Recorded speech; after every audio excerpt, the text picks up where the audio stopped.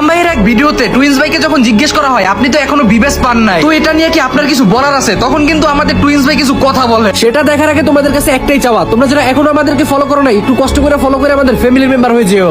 আমার থেকে বড় 2 মিলিয়নের উপর ক্রিয়েটর তুমি। এখন আমার যে জিনিসটা আছে তোমার সেই জিনিসটা নাই, তুমি অনেক কষ্ট করতেছো, বিবেচ পাইতেছো না, এটা নিয়ে তোমার মতামতটা কি একটু বলো না শুনি। এখন মতামত হচ্ছে ভাই, ভাগ্যে নাই ভাই, থাকলে চলে আসবি না ভাই, দেখা যাক। এটা নিয়ে কি কোনো ওয়েট করি। এটা কি ভাগ্যের দোষ নাকি কোনো অভিযোগ আছে তোমার? অভিযোগ তো আছে, কারণ এই জিনিসটা একটু দেখা উচিত, কারণ কেউ যদি একটু খাটনি করে কষ্ট করে কন্টেন্ট বানাইতেছে ভাই, সেও তো ডিজার্ভ করে জিনিসটা, ট্রু তাই না? ইয়েস। তাহলে বিবেচ নিয়ে তোমার এইটুকুই আক্ষেপ, তাই তো?